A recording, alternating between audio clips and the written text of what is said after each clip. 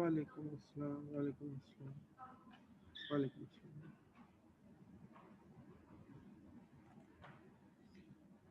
मुझे तो ऐसा लग रहा था कि शायद आज हम लोग मैं अकेले ही पढ़ाऊंगा।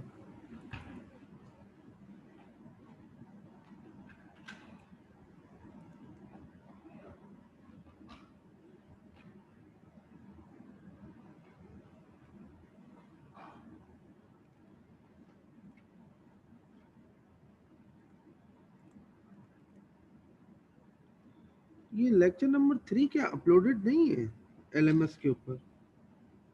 कल एक मैसेज आया था मेरे पास कि लेक्चर 3 अपलोड नहीं है। मैसेज एलएमएस देख लेते हैं। हमारे ऑनलाइन स्टूडेंट्स आ गए हैं। आवाज़ आ रही है आप सब लोगों को? Yes sir. कल मेरे पास एक क्वेरी आई थी कि सर वो लेक्चर 3 अपलोड नहीं है एलएमएस के ऊपर। जी जी जी, अपलोड है ना?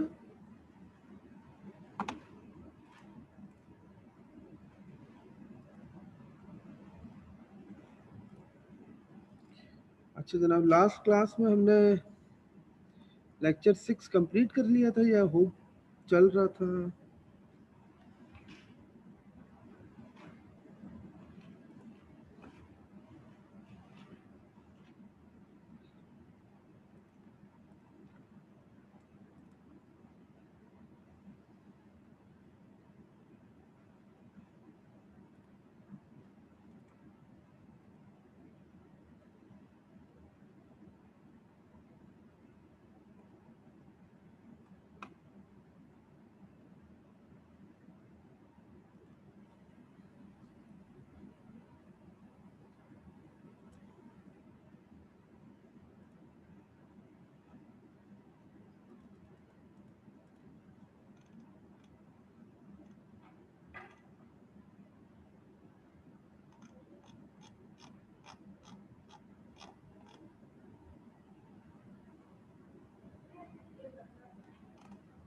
हाँ ये रहेगी। ओके, हमारे ऑनलाइन स्टूडेंट्स जो बैठे हुए हैं, मैं स्क्रीन शेयर करा रहा हूँ आप लोगों के साथ।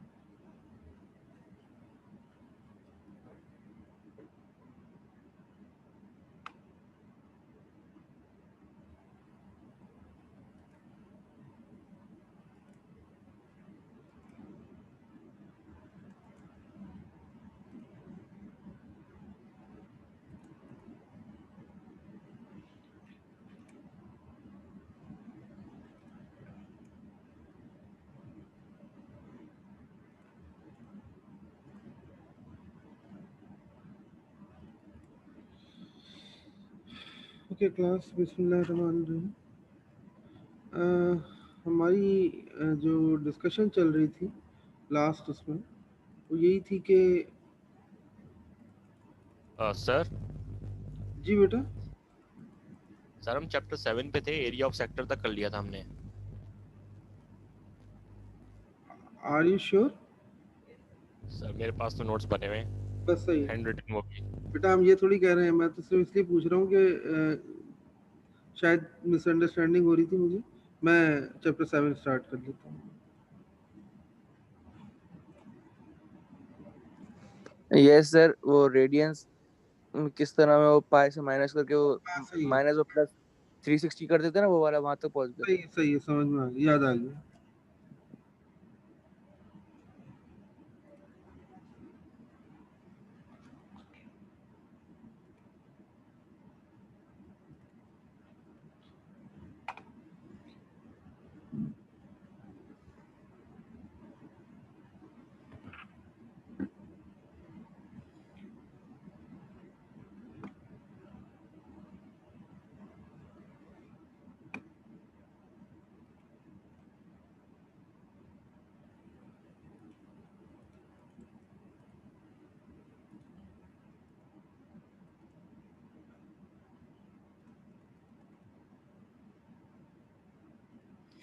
को टर्मिनल एंगल भी हमने कैलकुलेट किए थे।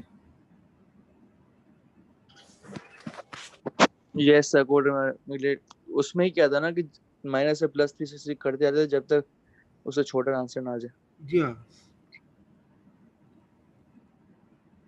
ओके क्लास, चलिए इधर से देखते हैं।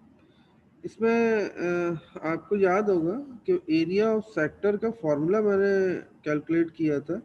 मैंने कहा था ये एरिया ऑफ सेक्टर बराबर है half of R square pi R square theta के, और ये हमने जो कैलकुलेट किया है ये by the help of area of circle calculate sir किया। स्क्रीन शेयर कर दें। सर स्क्रीन शेयर कर दें प्लीज। जी जी जी।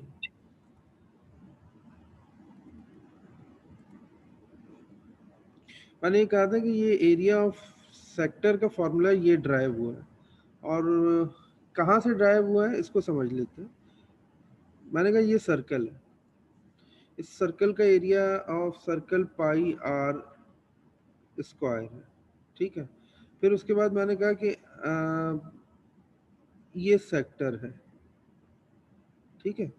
इस सेक्टर का एरिया मुझे मालूम करना है। तो एरिया ऑफ सेक्टर, इसको अगर मैं ये कहूँ तो ये सर्कल में से निकल के आ रहा है ना सेक्टर जो आपके पास आ रहा है। तो हम ये कहते हैं कि सेक्टर का अगर एंगल देखा जाए तो वो थीटा ऑफ सेक्टर होगा, और ये जो है वो थीटा ऑफ सर्कल होगा। तो pi R square divided by यानी area of circle is equal to pi R square divided by, एक तरह से अगर देखा जाए तो ये किस में से आ रहा है, 2 पाई में से आ रहा है। तो ये एरिया ऑफ सर्कल हो गया। इसी तरह एरिया ऑफ सेक्टर हमें मालूम नहीं है, लेकिन वो थीटा में से कैलकुलेट हो रहा है, ठीक है। तो अब मैं अगर दोनों की डिवीजन करता हूँ तो ये पाई से पाई कैंसिल आउट हो जाएगा। Half of R square theta यहाँ डिवाइड हो रहा है, राइट साइड पे जाके क्या हो जाएगा, मल्टीप्लाई। तो इस तरह हम ये कहते हैं half of pi R square theta is the area of sector. Half of pi R square basically area of sector है। रेशो कैलकुलेट किया असल में हमने A1/A2 का एक तरह से, ठीक है। अब इसके अंदर हम एक एग्जाम्पल देखते हैं। Finding the area of a sector. Area of a sector मालूम कीजिए। An automatic lawn sprinkler sprays a distance of 20 feet। 20 feet का distance है, और रोटेटिंग 30 डिग्री, 30 डिग्री पे रोटेट कर रहा है जैसा कि फिगर में गिवन है। What is the area of the sector of the grass sprinkles water, sprinkler water. मेरा ख्याल है कि ये तो half of R square, R square का मतलब 20 का स्क्वायर ऑफ थीटा। मैंने एक बात, it is to be noted that कि we have to calculate the area angle in terms of the radian rather than degree. तो अब ये थीटा हमारे पास 30 डिग्री है, तो 30 मल्टीप्लाई बाय पाई अपॉन 180 ये करेंगे हम, और फिर कैलकुलेशन करेंगे, ठीक है। तो that is pi by 6। So half of 20 का square that is 400, and pi by 6, pi by 6 का मतलब 3.142 डिवाइडेड बाय 6, और जो भी आंसर आएगा आप उसको 200 से मल्टीप्लाई कर दीजिएगा। That will be the area of sector. ये आपके सामने, ठीक है। सर तो डिग्री में भी निकाल सकते हैं नहीं, एरिया तो। डिग्री में नहीं कैलकुलेट करें। एरिया की कैलकुलेशन हमेशा इन टर्म्स ऑफ रेडियन है। ट्रिग्नोमेट्रिक फंक्शंस को जब इवेल्युएट करेंगे तो वो हम डिग्री में कर सकते हैं, लेकिन रेडियन के अंदर ये जो एरिया वगैरह की कैलकुलेशन है वो हमेशा इन टर्म्स ऑफ रेडियन है। अच्छा, अब एक प्रोसेस समझिए। आप थोड़ी देर के लिए सपोज करें कि हाथ आपने एक स्ट्रिंग लिया, एक रोप ली, और उसके कॉर्नर पर आपने एक स्टोन टाई कर दिया, और अब उसको सर्कुलर फॉर्म में घुमा रहे हैं। तो सर्कुलर फॉर्म में जब ये घूम रहा है तो रोटेशन होते वक्त उसकी कोई वेलोसिटी, उस वेलोसिटी को आप एंगुलर वेलोसिटी कहते हैं।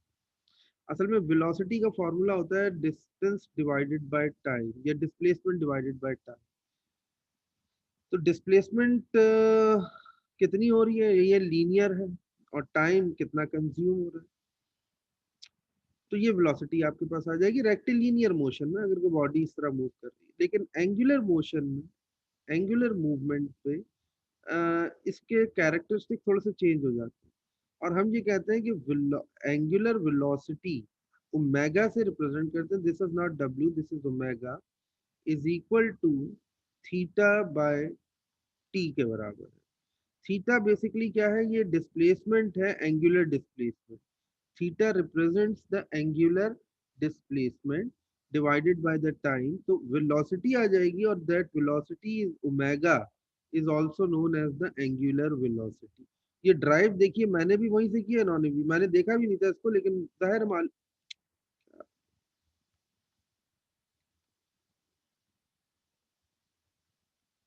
जाहिर है हमें मालूम है कि ये बात। एक सेकंड, स्क्रीन आउट हो गई, मैं स्क्रीन शेयर कर रहा हूँ दोबारा।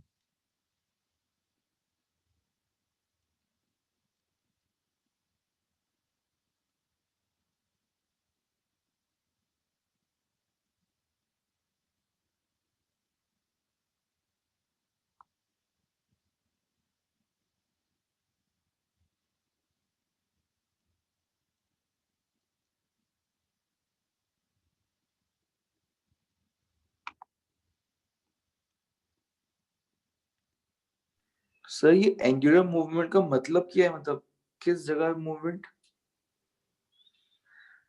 बता रहा हूँ।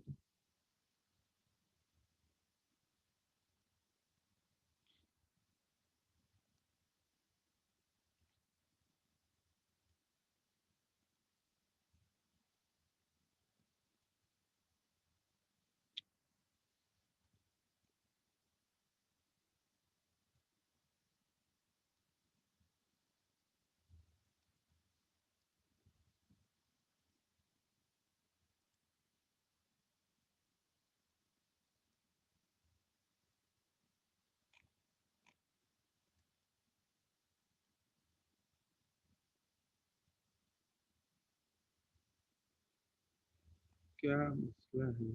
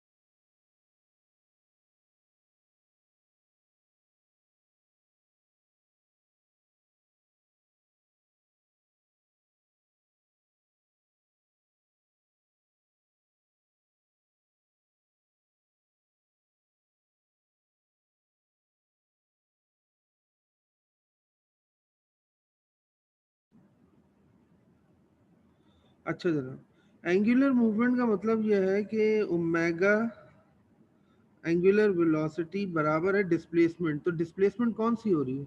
एंगुलर डिस्प्लेसमेंट हो रही है। तो एंगुलर डिस्प्लेसमेंट को हम थीटा से रिप्रेजेंट करते हैं, और डिवाइडेड बाय टाइम, तो ये angular displacement divide by time आपको वेलोसिटी देगी। और क्योंकि एंगुलर डिस्प्लेसमेंट हो रही है, तो लिहाजा जो वेलोसिटी होगी वो एंगुलर वेलोसिटी होगी। ठीक है, मैं इसको बड़ा करना चाह रहा हूँ।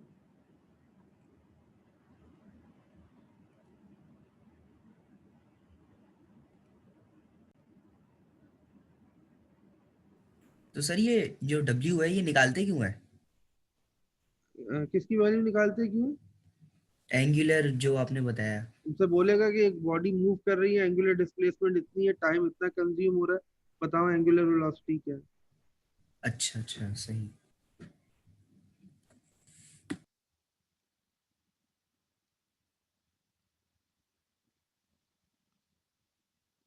ठीक है जनाब। अ, अच्छा, v is equal to are omega इन्होंने बता दिया, वेलोसिटी इज इक्वल टू, यहाँ ये चीज जो बताने वाली है वो ये है कि ओमेगा बराबर था थीटा बाय टी के, और v बराबर था s बाय टी के।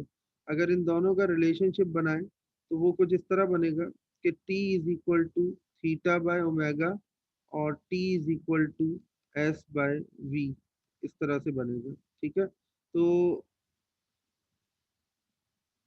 v is equal to r omega. When the angular speed is measured in radians per unit time, linear speed and angular speed are related by the equation. ये velocity है, linear speed, ये angular velocity है, is equal to r omega. V is equal to r omega. R is the radius of a circle and omega is the angular velocity. असल में ये जो है ना वो ये एक तरह से डिफाइन कर रहे हैं कि एंगुलर वेलोसिटी और लीनियर वेलोसिटी का जो रेशियो है वो बेसिकली हमेशा कांस्टेंट होगा, that is equal to radius, हमेशा कांस्टेंट होगा और वो रेडियस के बराबर होगा। ठीक है, अच्छा एक्सक्यूज मी सर। जी बेटा। सर एंगुलर स्पीड समझ आ गया कि रेडियस से कितना मूव कर रहे हैं वो हम फाइंड आउट कर रहे हैं। सर लीनियर स्पीड में लिखा हुआ है कि point that can be found as distance travelled arc length as.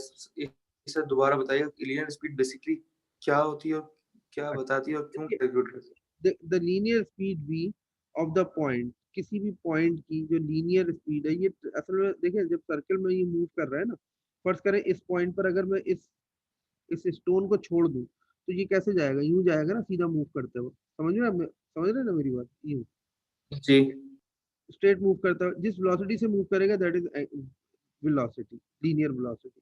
और आपने छोड़ा नहीं है बल्कि ये मूव कर रहा है, यूं यूं मूव कर रहा है। ठीक है, तो ये किस वेलोसिटी से मूव कर रहा है, एंगुलर वेलोसिटी से। तो एक लीनियर वेलोसिटी हो गई, एक एंगुलर वेलोसिटी हो गई। ठीक है, अच्छा अब देखें ये कहता है point can be found as the distance travelled arc length s and per unit time. आपको याद है एस इज इक्वल टू किसके बराबर था, आर थीटा के बराबर था, जी आर थीटा के बराबर था। और v किसके बराबर है, एस अपॉन टी के बराबर है, ऐसा ही है ना। जी अच्छा थीटा की जगह आप क्या रख दें, मेरी बात समझिएगा, ये दो चीजें हम यूज कर रहे हैं, एक ये और एक ये। ठीक है, अब यहां से मैं कहता हूँ s बराबर है वी टी के, इसको तो मानते हो ना। जी ठीक है, और t बराबर हुआ एक तरह से s अपॉन वी के, याद है। यस अच्छा अब आ जाओ इसके ऊपर, s इज इक्वल टू किसके बराबर है, आर थीटा के, आर थीटा के। तो v omega is equal to theta upon t के बराबर था। जी थीटा की वैल्यू अगर निकालता हूँ यानी एंगुलर डिस्प्लेसमेंट की, तो ये ओमेगा टी आ जाएगी। सही है। S is equal to, s की जगह क्या रख सकता हूँ, वी टी रख सकता हूँ। जी ऊपर से निकाली है ना, ये रही निकाल कैलकुलेट की थी। जी और आर की जगह आर आर तो ऐसे ही रहेगा, थीटा की जगह क्या रख, थीटा की जगह ओमेगा टी रख, डब्ल्यू टी, टी और टी टी से कैंसिल, टी का वी हाँ इक्वल टू किसके बराबर बचे, आर डब्ल्यू। आगे डब्ल्यू नहीं कहना है इंडेक्स को, ओमेगा कहना है। सर ओमेगा क्यों कहते हैं? ओमेगा क्यों कहते हैं, अब ये एक सवाल तो अजीब सा है ना। ओमेगा को मैं डब्ल्यू कहूंगा, डब्ल्यू तो एक अल्फाबेट है, ओमेगा वो फिजिकल टर्म है, फिजिक्स की वो टर्म है। जैसे आप मुझसे ये सवाल करें कि वेलोसिटी को वेलोसिटी क्यों कहते हैं, ठीक है, जैसे आप अच्छा मुझसे ये सवाल करें कि न्यूटन का जो ग्रेविटेशन लॉ है उसको न्यूटन ग्रेविटेशन लॉ क्यों कहते हैं। ओमेगा एक सिंबल है, ये मैथमेटिकल। सर ये बता क्या रहा है वैसे, मतलब वो एंगल घूमने की वेलोसिटी बता रहे हैं ना मैं ओमेगा। आपको उसका जवाब दे रहा हूँ, पहले आप ये समझ लें वो आपका जो क्वेश्चन है ना कि ओमेगा क्यों कहते हैं, ये ये बेसिकली डब्ल्यू है ही नहीं, ये this is not W, W है ही नहीं। ये मैथमेटिक्स का एक सिंबल है, जैसे थीटा होता है, जैसे फाई होता है, जैसे अल्फा होता है, बीटा होता है, गैमा होता है, इसी तरह ये मैथमेटिकल सिंबल है और ये डब्ल्यू नहीं है, इसको हम ओमेगा कहते हैं। अब आप जैसे कहें ना सर थीटा को थीटा क्यों कहते हैं, तो ये ग्रीक लैटिन वर्ड है और इसमें हम एंगल को रिप्रेजेंट करते हैं, इसी तरह इसको ओमेगा कहते हैं। अब आपका अगला सवाल ये है कि ये किसको रिप्रेजेंट कर रहा है, तो मैं ये कहूंगा कि एक वेलोसिटी लीनियर वेलोसिटी ये रही, एक वेलोसिटी एंगुलर वेलोसिटी ये रही ओमेगा। अगर मैं इन दोनों का रेशियो लूं v अपॉन ओमेगा, ठीक है, v अपॉन ओमेगा, तो ये अगर v की जगह मैं v is equal to s upon t रख दूं और ओमेगा की जगह थीटा अपॉन टी रख दूं, तो ये टी और टी कैंसिल हो जाएगा, तो एस अपॉन थीटा आ जाएगा। एस क्या है, लीनियर डिस्प्लेसमेंट, थीटा क्या है, एंगुलर डिस्प्लेसमेंट, एस जो है वो किसकी वजह से बन रही है, वेलोसिटी की वजह से। डिस्प्लेसमेंट जो भी हो रही है वो वेलोसिटी के रिस्पॉन्सिबल है, या वेलोसिटी एस के रिस्पॉन्सिबल है। और एंगुलर डिस्प्लेसमेंट किसकी वजह से है, एंगुलर वेलोसिटी की वजह से, ओमेगा की वजह से। तो इस तरह से ये चीज है। और अगर हम इसको इस तरह रखें v is equal to are omega, तो v अपॉन आर अगर करते, सॉरी v अपॉन ओमेगा करता हूँ, यानी लीनियर वेलोसिटी का ratio with respect to angular velocity that is equal to r, ये हमेशा कांस्टेंट रहेगा। कांस्टेंट कैसे रहेगा ये समझ लो, इसकी भी यानी लॉजिक समझ लो इसकी। वो क्या लॉजिक है, तुम थोड़ी देर के लिए अज्यूम करो, जिसने क्वेश्चन किया था बेटा, वो अज्यूम करो तुम एक एक एक स्टोन को एक स्ट्रिंग में टाई करके राउंड कर रोटेट कर रहे हो। तो वो जिस स्पीड से रोटेट हो रहा होगा, जिस अगर वो किसी पॉइंट पे तुमसे छूट जाए, निकल जाए, फॉर एग्जांपल जहां तुमने टाई किया, तो वो स्ट्रेट जाएगा या नहीं जाएगा, स्ट्रेट जाएगा ना। तो वो जिस जी। वेलोसिटी से जाएगा वो स्ट्रेट लीनियर वेलोसिटी होगी उसका, और एंगुलर वेलोसिटी का रेशियो लोगे तो हमेशा रेडियस। अच्छा, क्योंकि वो रेडियस में घूम के भी आगे जा रहे हैं ना, इसलिए। जी अच्छा सर तो वेलोसिटी मूवमेंट को डिफाइन करती है। ये बिलाल है मेरे ख्याल में, है ना। हाँ सर आज तबीयत सही नहीं है। जो भी है वो तुम्हारे तुम जब आते हो तो अलग ही पता चल जाता है। अच्छा, अब सवाल क्या किया तुमने वो बताओ मुझे। सर मैं बोल रहा था कि वेलोसिटी जो है मूवमेंट को डिफाइन करती है कि राउंड जा रहा है, कैसे जा रहा है, सीधा जा रहा है, क्या जा रहा है। वी स्ट्रेट लाइन, यानी जो लीनियर वेलोसिटी है वो स्ट्रेट लाइन को रिप्रेजेंट करेगी, और एंगुलर वेलोसिटी एंगुलर डिस्प्लेसमेंट को रिप्रेजेंट करेगी। ठीक है। ठीक है ठीक है। अच्छा जनाब, नेक्स्ट इस पे आते हैं। हम थोड़ा सा तेज चल रहे हैं, मैं एक एक चीज पे इतना स्टे करूंगा तो जाहिर है।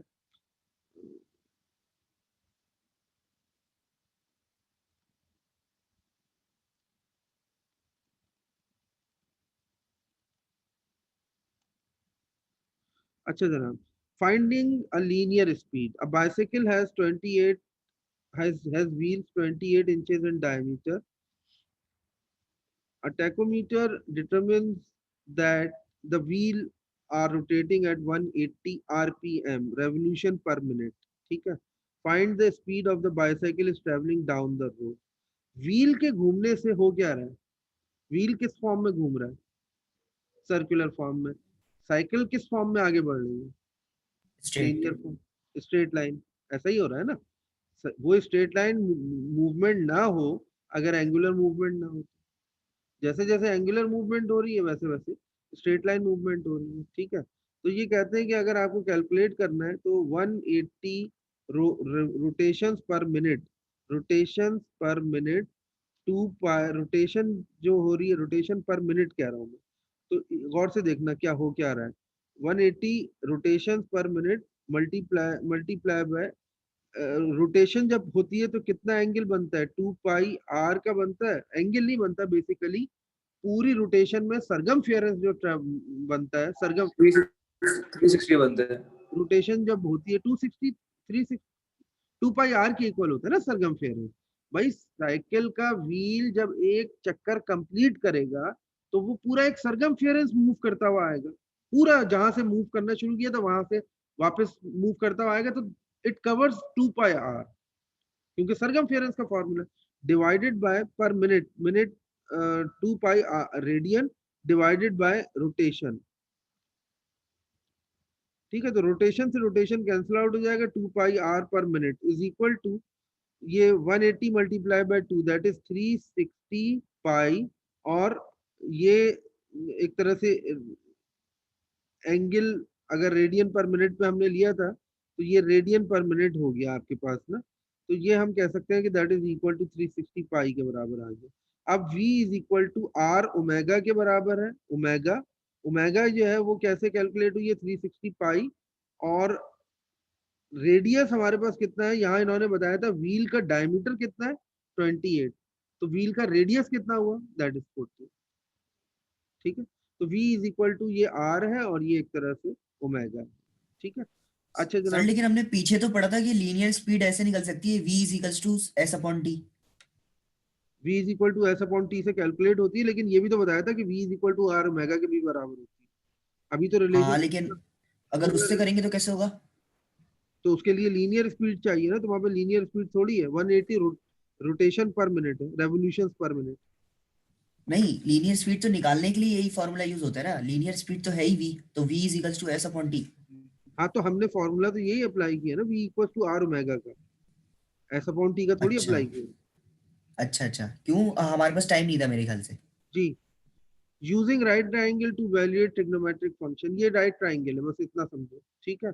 ये एंगल टी है फॉर एग्जांपल, तो साइन थीटा कॉस टेंजेंट, ये असल में हमारे पास ट्रिग्नोमेट्रिक फंक्शंस होंगे, ट्रिग्नोमेट्रिक फंक्शंस है। अब इन ट्रिग्नोमेट्रिक फंक्शंस को हम ट्राइंगल की प्रॉपर्टीज को इवैल्यूएट करने के लिए यूज करते हैं। आप सब इससे ऑलरेडी अवेयर हैं कि opposite adjacent T angle hypotenuse, this is 90 degree, ठीक है।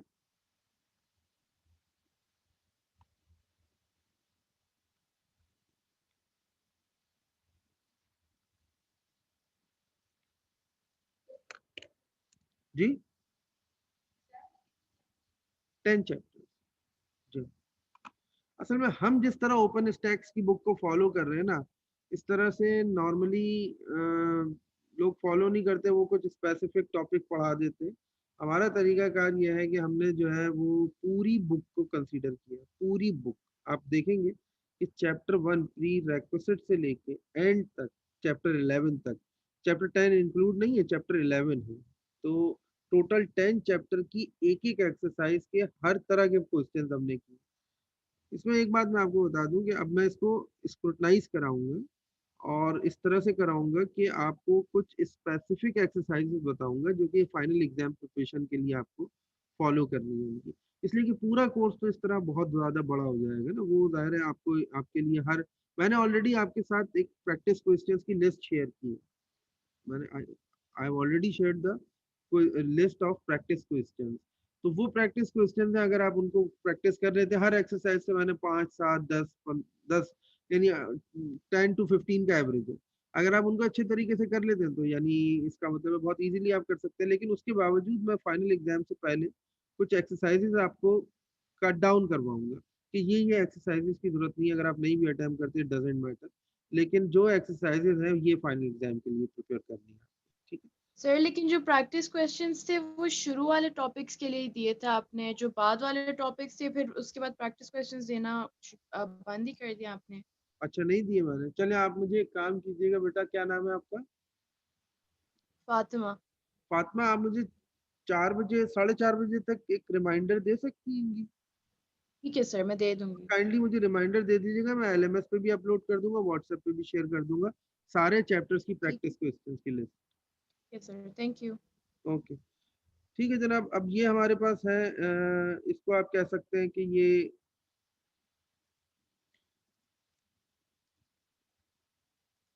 देखिए ये साइन थीटा बराबर है 1 ओवर कोसेक थीटा के।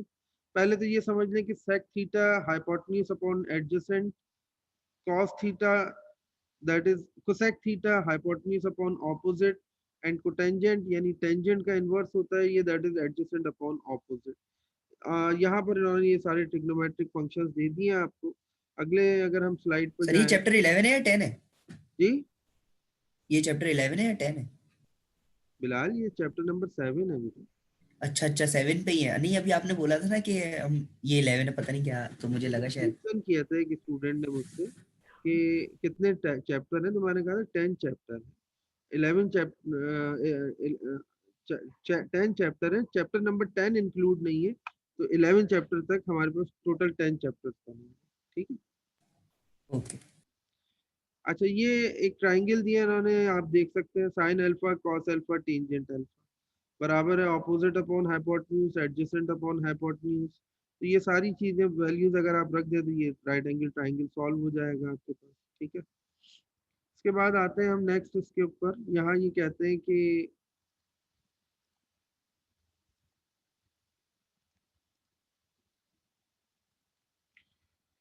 Using equal कोफंक्शन of compliments. देखिए अगर ये अंडर रूट 3s है, ये 2s है, और ये π/3 है और ये π/6 है और ये 90 डिग्री एंगल है। तो अगर मैं साइन थीटा की बात करूं तो साइन π/3, लेट सपोज इस एंगल की बात करते हैं, तो opposite upon hypotenuse, so that is equal to opposite square root 3s divided by hypotenuse, that is equal to 2s। तो साइन π/3 असल में हमारे पास बराबर हुआ एक तरह से 60 degree, sine 60 degree, that is equal to square root 3/2, ठीक है, 0.866 के। तो यहाँ इन्होंने कुछ प्रॉपर्टीज यूज की और अब ये कहते हैं कि जैसे साइन π/6 है ना, ये इक्विवेलेंट होगा कॉस π/6 के। साइन π/3 जो है वो इक्विवेलेंट होगा कॉस π/6 के, कॉस π/6 के, क्योंकि अगर आप इस एंगल की रिस्पेक्ट से देखें तो cos theta opposite upon adjacent upon hypotenuse, तो cos π/6 is equal to 3√3s divided by 2s के बराबर होगा, that is equal to cos π/6। तो पहली चीज तो सर ये हम वो वाली ट्रिग्नोमेट्री पढ़ते ना कि sin theta equals to cos 180 minus theta, कि वो वाली चीज तो नहीं सीधी सीधी? जी वही चीज है, आगे वही चीज आ रही है। तो पहले तो उन्होंने ये वेरीफाई कराया कि cos π/3 की जो वैल्यू होती है वो sin π/6 के इक्वल होती है। उन्होंने प्रूफ किया, ट्राइंगल लेके, राइट एंगल ट्राइंगल इस तरह से लेके, और प्रूफ किया कि देखिए ये π/6 है और ये π/3 है। तो π/6 और π/3 की रिस्पेक्ट से अगर आप एंगल कैलकुलेशन करेंगे तो वो cos π/3 और sin π/6 इक्वल होंगे। फिर उसके बाद उन्होंने कहा कि साइन टी असल में बराबर है cos π/2 माइनस ऑफ टी के। ये देखिए ये ट्राइंगल बनाया आपने, ठीक है, ये एंगल आपके पास π/2 है, ठीक है, ये एंगल टी है।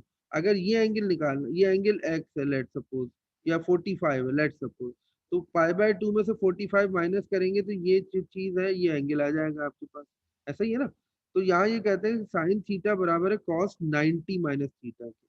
अब इसका एक फॉर्मूला भी होता है, अगर मैं उस पर भी इसको एक्सपेंड कर दूं ना, तो वो फॉर्मूला होता है cos अल्फा यानी π/2 cos बीटा यानी t plus of sine alpha यानी π/2 साइन थीटा यानी कि साइन टी। साइन π/2 इक्वल होता है 1 के, cos π/2 इक्वल होता है 0 के। 0 मल्टीप्लाई बाय cos समथिंग, तो ये पूरी टर्म 0 हो जाएगी आपके पास। साइन π/2 का मतलब 1, साइन टी से मल्टीप्लाई हुआ, दैट इज साइन टी। तो वापस वही चीज प्रूव हो रही है। तो इसका मतलब है साइन टी बराबर है cos π/2 माइनस टी के, ठीक है। इसी तरह sec थीटा बराबर है cosec π/2 माइनस टी के।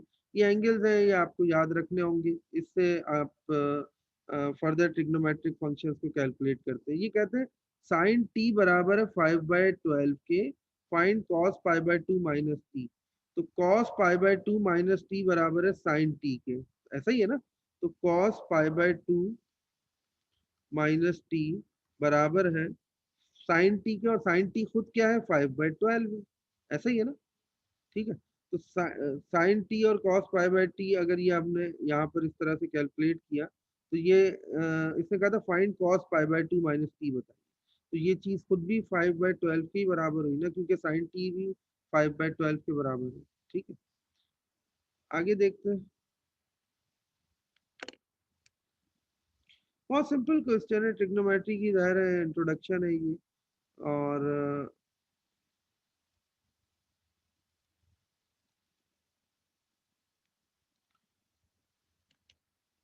यहाँ कह रहे हैं find the unknown sides of the triangle. A और सी आपको मालूम करनी है, ए मालूम करनी है, सी मालूम करनी है। Sine 30 degree is equal to C तो अपॉन, यहाँ टेंजेंट हाँ टेंजेंट लगा दो। टेंजेंट लगेगा ना, या तो नहीं लग सकता है, साइन से भी कैलकुलेट हो जाएगा लेकिन लेंथी हो जाएगा। फिलहाल अभी मालूम ही है ना हमें। हाँ तो टेंजेंट 30 अगर अप्लाई करें तो opposite upon adjacent 7/8, that is a equal to 7 upon tangent of 30, ठीक है। इस तरह से कैलकुलेट हो जाएगा। आगे चलते हैं, साइन 30 अप्लाई करके 7/c कैलकुलेट कर लेंगे। ओके क्लास, नेक्स्ट हम आते हैं, हाँ ये एक इम्पॉर्टेंट चीज है जो अभी हमें देखनी है।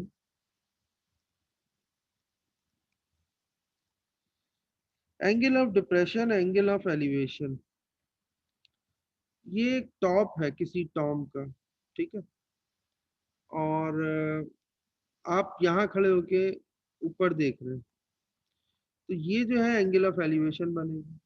यहाँ से एक पैरेलल लाइन ड्रॉ करेंगे और इसका ऑल्टरनेट एंगल, इस एंगल का ऑल्टरनेट एंगल ये वाला एंगल होगा ना, तो ये alternate angle angle of depression होगा। यानी आप दूसरे लफ्जों में ये समझें कि आप यहाँ से खड़े होकर नीचे देखें, ठीक है जी, ऑल्टरनेट एंगल होंगे, पैरेलल लाइंस है ना, ये दो पैरेलल लाइंस के दरमियान जो भी ऑल्टरनेट एंगल होते हैं वो हमेशा सेम होते हैं ये हमारे पास, ठीक है। तो अब यहाँ एंगल ऑफ एलिवेशन और एंगल ऑफ डिप्रेशन कह दिया आपने इसको। अब देखिए इसके अंदर, to find the height of a tree, a person walks to a point 30 feet from the base of the tree. She measures an angle of 57 degree between a line of sight to the top of the tree and ground as shown in figure 13, ठीक है।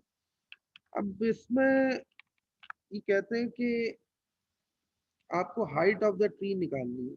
यार base आपके पास given है, angle आपके पास given है, tangent 57 apply कर दें, वो कैलकुलेट हो जाएगी आपके पास, ठीक है। टेंजेंट 57 अप्लाई कर देंगे, 30 से मल्टीप्लाई कर दीजिएगा, नहीं टेंजेंट 57 जो आपने कैलकुलेट किया है उसको मल्टीप्लाई करेंगे ना 30 से, 30 से जब मल्टीप्लाई करेंगे तभी तो आपके पास जो है वो वैल्यू आएगी, ठीक है। ओके, हम इसके बाद देखते हैं कि 46.2 आ रहा है सर। वही आ रहा होगा, 46.2 ही आ रहा है।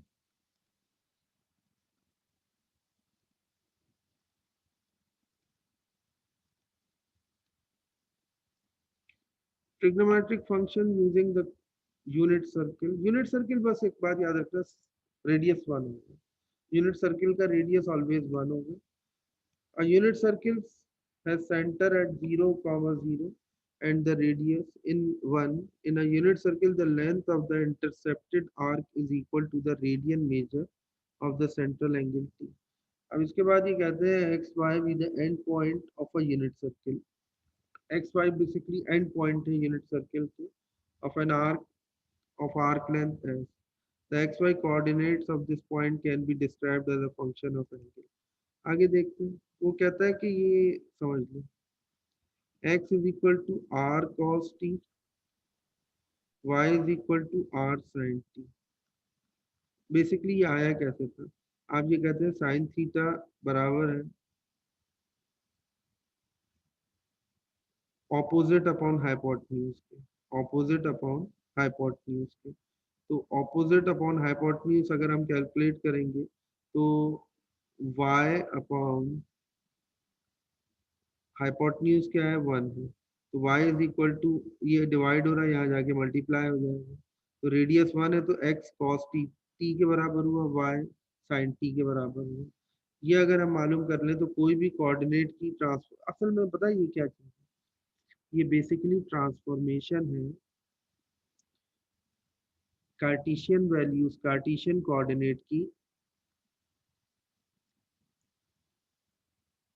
Polar coordinate. This is the transformation of Cartesian coordinate into polar coordinate, polar form. Cartesian coordinate की पोलर फॉर्म में ट्रांसफॉर्मेशन, x बराबर है cos t के, y बराबर है sin t के। तुमसे अगर कहे ना कि कार्टेशियन कोऑर्डिनेट को ट्रांसफॉर्म करो या कन्वर्ट करो पोलर फॉर्म में, तो तुम ये कंडीशन यूज करोगे, बस इतनी बात याद रखो, ठीक है। Excuse me sir. जी बेटा। सर थोड़ी स्क्रीन स्क्रॉल अप करेगा, जो यूनिट सर्कल वाले बॉक्स बना हुआ है ना सर, थोड़ा नीचे करें सर। ये रहा सर जो नहीं सर, नीचे जो एक बॉक्स जिसमें अभी आपने बताया ना, उसमें जो the intercepted value of arc था, वो समझ नहीं आया क्या मतलब था उसका।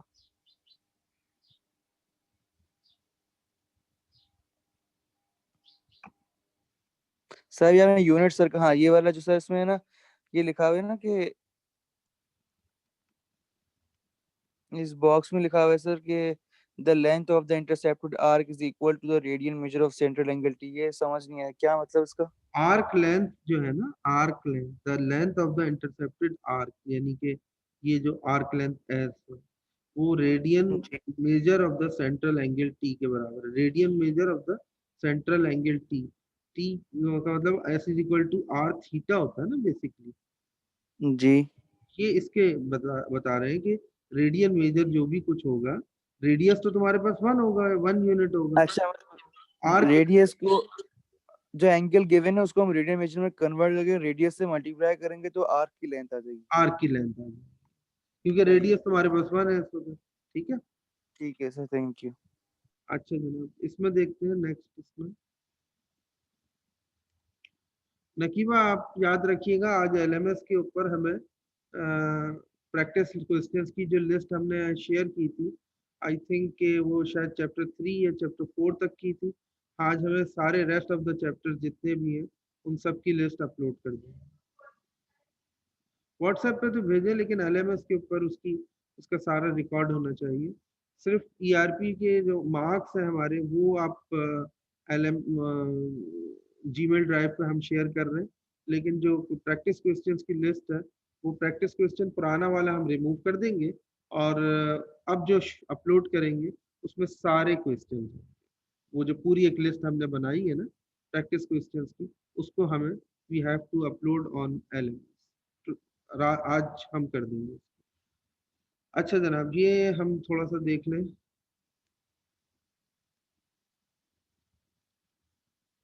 सिचुएशन कुछ आउट होती चली जा रही है रोज बरोज।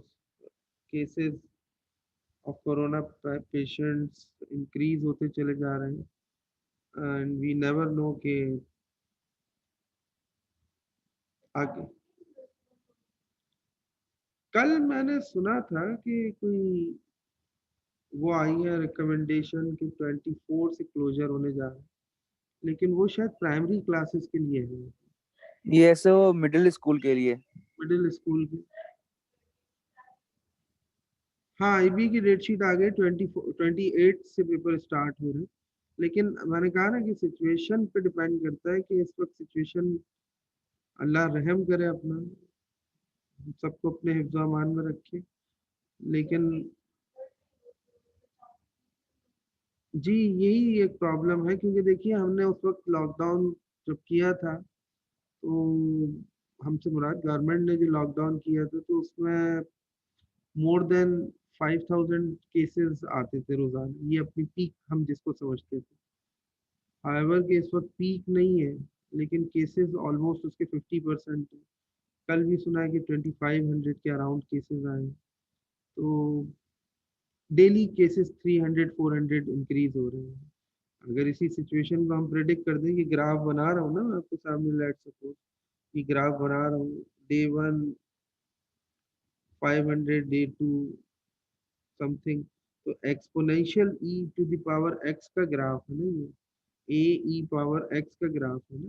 तो a is a constant value. For example हम भी कहते हैं कि 5000 पहले थे, और फिर उसके बाद हमने एक्सपोनेंशियल की पावर 1 रखी, 2 रखी, 3 रखी, तो अब एक्सपोनेंशियल ग्राफ में इंक्रीज कर रहा है।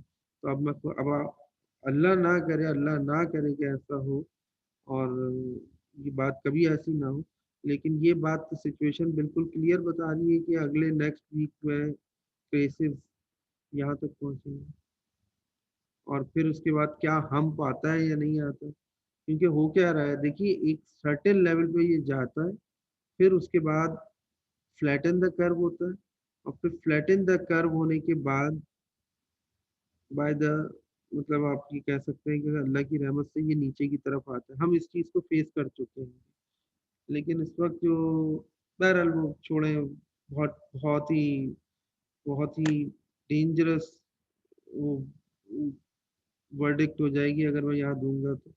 बस अल्लाह ताला ने जैसे पहले रहम किया ऐसे ही कर। हमारा इस बात के करने का इस वक्त मकसद सिर्फ इतना है कि हो सकता है आपकी ऑनलाइन असेसमेंट हो, फाइनल एग्जाम की, फिजिकल के बजाय ऑनलाइन असेसमेंट हो। जीपीए तो आपकी वैसी बनेगी जैसे समर में कैलकुलेट हो, लेटर ग्रेड ही होगा, 100 में से मार्क्स स्कोर होंगे, A B C, A plus, A minus, नहीं होगा बेटा, मैं बता तो रहा हूँ। ए कितने मार्क्स पे? लेटर ग्रेड होगा ना। लेटर ग्रेड का मतलब ए बी सी, ए मतलब जैसे नंबर होते हैं। 50 मार्क्स तो हम आपके ऑलरेडी यहाँ क्लास एक्टिविटीज के थ्रू कवर करेंगे। 50 मार्क्स तो हम यहाँ से कवर कर लेंगे, और 50 मार्क्स जो आपके रह जाएंगे वो फाइनल एग्जाम से कवर करेंगे। बस फर्क सिर्फ इतना होगा कि हम ये डिसाइसिव थे कि 1 दिसंबर से हम क्लासेस को 100% फिजिकल कर देंगे, 1 दिसंबर से। लेकिन ये सिचुएशन नजर नहीं, लग नहीं, 100% फिजिकल करने वाली सिचुएशन लग नहीं रहा कि ऐसा होगा। तो और हो सकता है कि फाइनल एग्जाम तक खुदा ना करे अगर सिचुएशन वर्स्ट होती है तो फिजिकल पेपर की बजाय शायद हमें ऑनलाइन पेपर कंडक्ट। सर अगर पेपर ऑनलाइन कंडक्ट होगा तो मतलब किस तरह होगा कि उसी मतलब जिस तरह का मिसाल का पेपर 2 घंटे का होता है 2 घंटे में ही करना होगा ना आप फिर? लोग फ्रेशमैन है ना? जी सर पता नहीं कुछ हमें। कोई पेपर नहीं दिया ना आपने? जी सर। हाँ तो आप समझ, 100%, 100 मार्क्स का पेपर, 100 मार्क्स की ओवरऑल असेसमेंट होगी। 50 मार्क्स की असेसमेंट हम क्लास में कर चुके हैं, यानी एलएमएस पे हमने असाइनमेंट दिए, क्विज दिए। 50 मार्क्स तो वो होगा। 50 मार्क्स बचे, उसका फाइनल पेपर होगा। उसका तरीका मैं आपको बता देता हूँ। उसका तरीका बड़ा सिंपल सा होता है। एलएमएस पे मैं एक पेपर अपलोड करूंगा, आप उस पेपर को डाउनलोड कर लेंगे। 2 घंटे का टाइम हम इसलिए नहीं देंगे कि 2 घंटे के अंदर हो सकता है इलेक्ट्रिसिटी फेलियर हो, नेट कनेक्टिविटी, कुछ भी हो। आप उस पेपर को डाउनलोड करेंगे, अपने पास कॉपी पे सॉल्व करेंगे, सॉल्व करके उसको स्कैन करेंगे, उसका पीडीएफ बनाएंगे और वापस अपलोड कर देंगे। 24 आवर्स का टाइम होगा, 24 आवर्स। अच्छा समझ गया सर। ठीक है। और 50 मार्क्स होंगे, उसके 50 मार्क्स में से होगा। लेकिन अल्लाह ना करे कि ऐसी सिचुएशन आए, इंशाल्लाह हम फिजिकली असेसमेंट यही करेंगे आपकी, इंशाल्लाह। ठीक है। अच्छा जनाब, साइंस एंड कोसाइंस हमने कैलकुलेट कर लिए, और इसके बाद हम आते हैं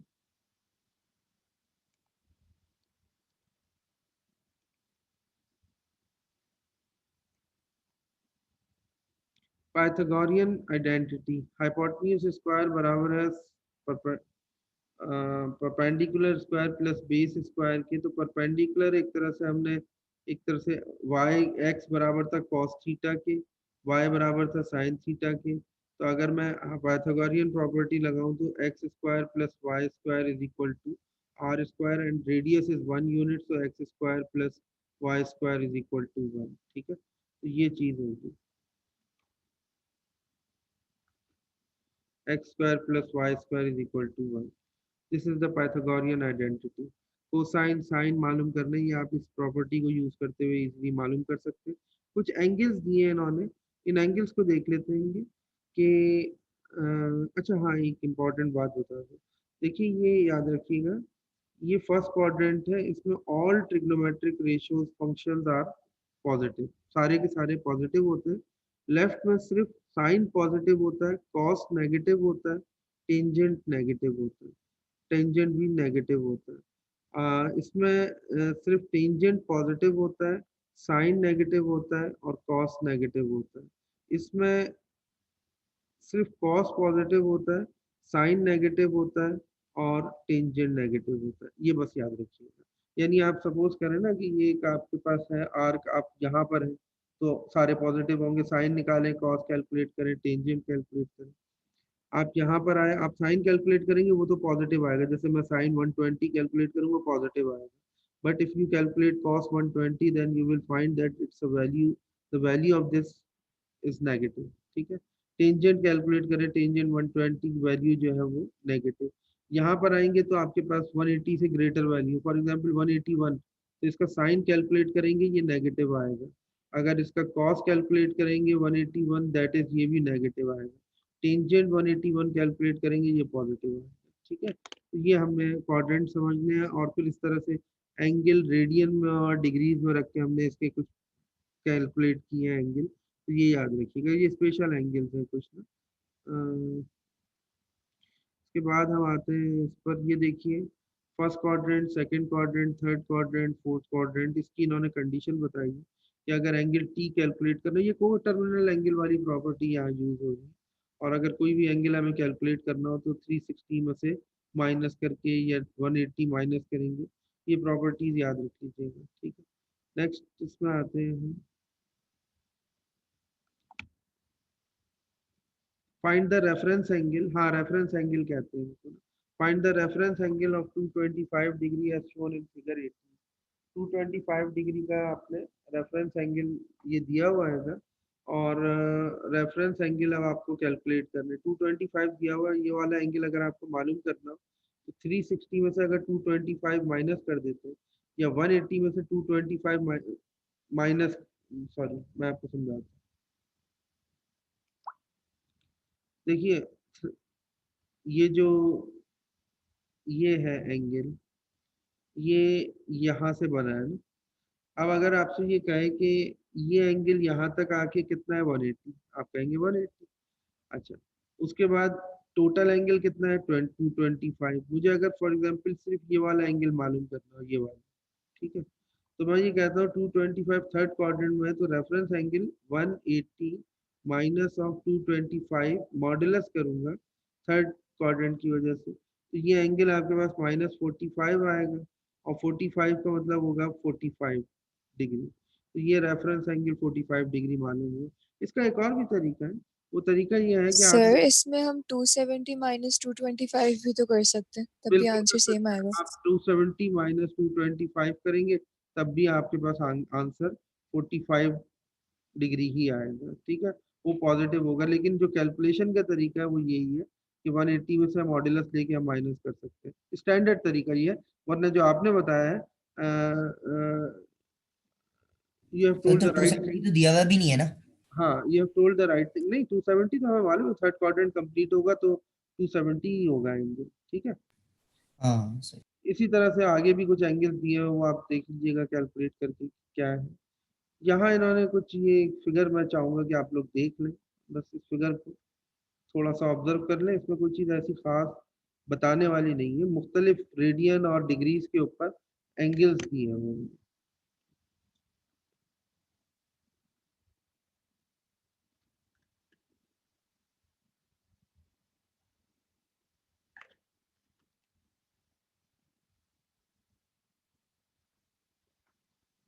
आपके सामने, if you have any confusion then you can ask me. मेरा तो नहीं ख्याल है, बस डिग्रीज दिए हुए हैं, रेडियन दिए हुए नहीं, करो बेटा ये इसके ऊपर डिग्रीज दिए हुए हैं, रेडियंस दिए हुए हैं।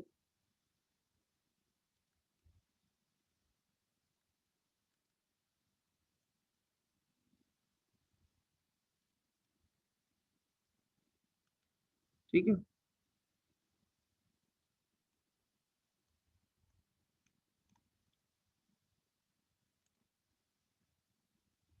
ये क्वेश्चन है, आप लोग सॉल्व कर लें इसको। मैं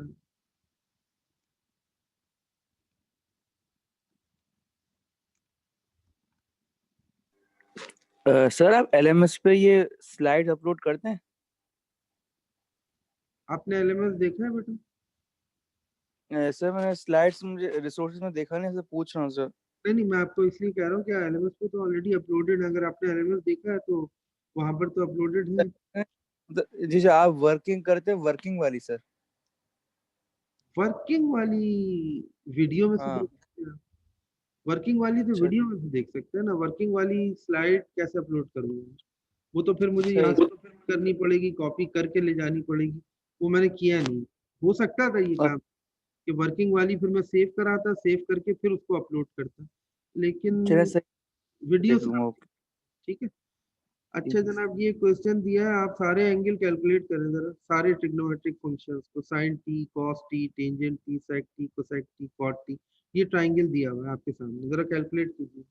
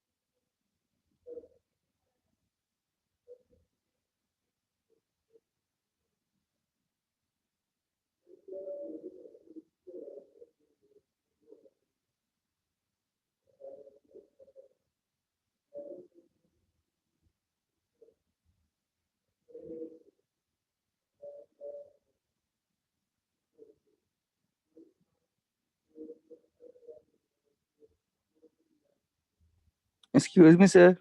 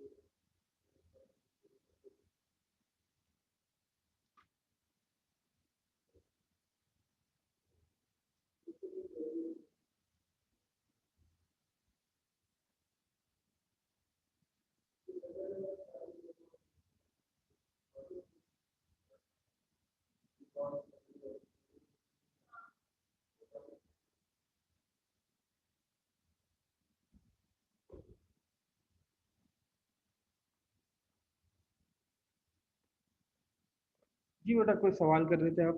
सॉरी मैं जरा डिस्कस कर रहा था कुछ चीजें। जी बोलिए। सर मैं कह रहा हूँ ये तो यहाँ पे तो 90 डिग्री बन नहीं रहा सर, एंगल किस तरह लगा के मतलब सॉल्व करें? हाँ सर, ये सॉल्व कर दें।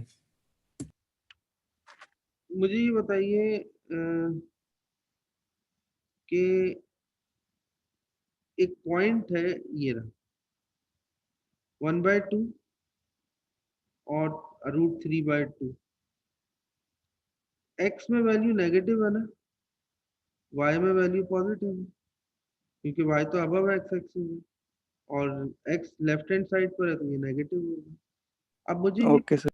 अब मुझे ये बताइए कि यूनिट सर्किल का रेडियस भी 1 होता है ना, लेकिन ये यूनिट सर्किल इस वक्त नहीं है, हम कुछ कंफर्म नहीं क्योंकि उसने बताया नहीं है। अच्छा साइन थीटा अगर आपको सर कैलकुलेट, सर साइन बताया हुआ है। यूनिट सर्किल है, हाँ तो रेडियस 1 हो गया। अच्छा अब मुझे ये बताइए कि साइन थीटा किसके बराबर होता है? Sine t. Opposite upon hypotenuse. Opposite upon hypotenuse, लेकिन एंगल टी तो यहाँ का है। सर हमें एंगल चाहिए बस। हाँ हाँ, वही तो बता रहा हूँ, एंगल टी तो यहाँ का है। तो मुझे ये बताइए sine t is equal to y के बराबर होता है या नहीं? अभी ऊपर मैंने बताया नहीं था कि y equal to r sine t के बराबर होता है। आर चूंकि यूनिट सर्किल है तो 1 हो जाएगा, तो सिंपल साइन टी के बराबर आ जाएगा। ऐसे ही होगा ना भाई। तो sine t is equal to y. Y coordinate कितना दिया हुआ है आपको? 1/2 दिया हुआ है या नहीं दिया हुआ? 1/2 दिया हुआ है। तो t इज इक्वल टू यही रखूंगा तो साइन इनवर्स ऑफ 1/2 हो जाएगा या नहीं हो जाएगा? अच्छा, तो t is equal to sine inverse of 0.5 अगर आप कैलकुलेट करें तो ये आई थिंक 30 डिग्री होता है, 5/6। तुमने क्या? Yes sir 30 degree. क्यों, क्या हुआ? जी सर 30 यार। तो बेटा मुझसे पूछो ना, फिर मैं बताऊंगा तुम्हें। अच्छा चलो, अब समझ में आया ये? आगे इस तरह साइन कैलकुलेट होगी। अब तुम क्या कैलकुलेट करोगे? कॉस। सर इसको रेडियन में करना पड़ेगा ना कन्वर्ट? रेडियन में नहीं करते तो 30 डिग्री लिख दो यार, एक ही बात है।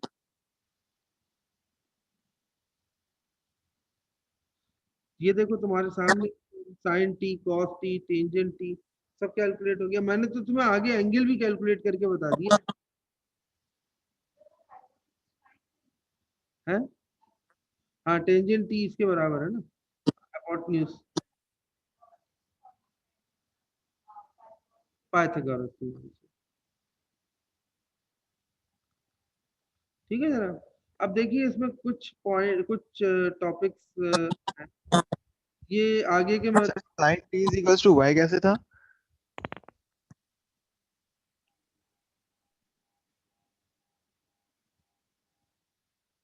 जी क्या कह रहे हैं आप? Sine t is equals to y कैसे था सर? अबे यार मैंने बताया तो था ऊपर कि x बराबर हाँ, कॉस थीटा के या कॉस टी के, y बराबर होता है साइन थीटा के या साइन टी के। ये कैसे आता है? साइन थीटा बराबर होता है ऑपोजिट अपॉन हाइपोटेन्यूज। ऑपोजिट क्या है? y। हाइपोटेन्यूज क्या होता है? r। अगर यूनिट सर्किल है तो r कितना होगा? 1 होगा। तो साइन थीटा किसके बराबर हुआ? y के बराबर हुआ या नहीं हुआ? हाँ हो गया सर। सही है। अच्छा, अब ये बाकी चैप्टर में अभी काफी चीज है, मैं समझ रहा था थोड़ी बहुत चीज है, वरना सर मैंने साइन का आंसर क्या आ रहा है सर? हाँ साइन का जो मतलब वो आंसर है वो मेरा 0.25 आ रहा है कुछ, हाँ आप तो दे चेक कर लें। 0.5 आ रहा होगा, 0.25 नहीं आ रहा होगा। नहीं सर, वो आपने पाई ओवर 6 निकाला था ना 30 डिग्री का, वो पाई ओवर 12 आ रहा है। हाँ तो फिर वो मैंने गलती से लिख दिया होगा एंगल, आप कैलकुलेटर से कैलकुलेट कर लीजिएगा। एक आखिरी चीज मुझे बतानी थी, बस ये देख लें। Period P of a regarding repeating function F is the number representing the interval. नहीं, ये पीरियड में फिर कल होगा। ठीक है, सही है जनाब। कल इंशाल्लाह मैं इस चैप्टर को वाइंड अप ही हो गया है, ऑलमोस्ट कंप्लीट हो गया है चैप्टर। अलबत्ता अब जो 2-3 चीज़ें रह गई हैं वो मैं कल डिस्कस करके और फिर चैप्टर नंबर 8 की तरफ इंशाल्लाह जाऊंगा। आज एक अनाउंसमेंट सुन लें, मेरी बात सुन लें। बिलाल, जैन, निम्रा, दायान, फातिमा, ये जितने लोग बैठे हैं एक बात सुन लें बहुत गौर से। एक बुक मैं अभी आपके साथ शेयर कर रहा हूँ। अभी आप यहीं ऑनलाइन रहें, मैं आपके साथ एक बुक शेयर कर रहा हूँ।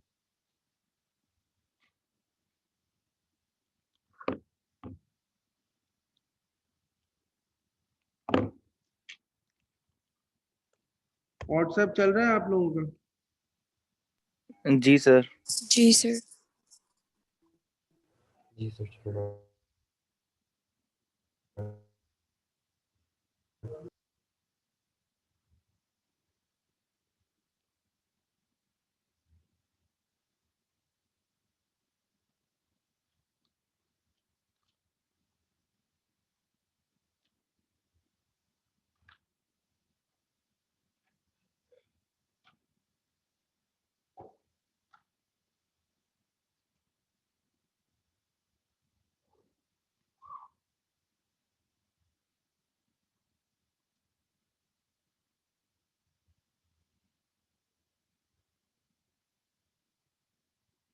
ठीक है, मैं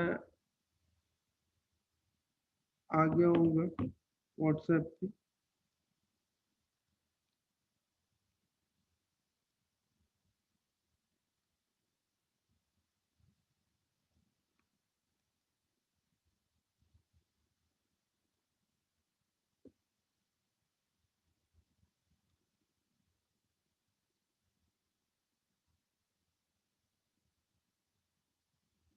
पता नहीं क्या मसला हो रहा है, व्हाट्सएप मैंने कनेक्ट तो कर दिया फिर भी।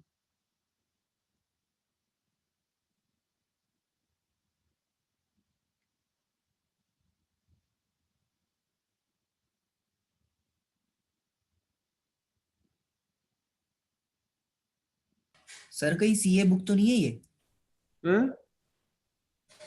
आपने एक पहले मतलब किसी ने सीए बुक भी शेयर की थी, short form of open stacks. हाँ वही है, बस सही है। पहले हाँ शेयर। वो तो हो गई।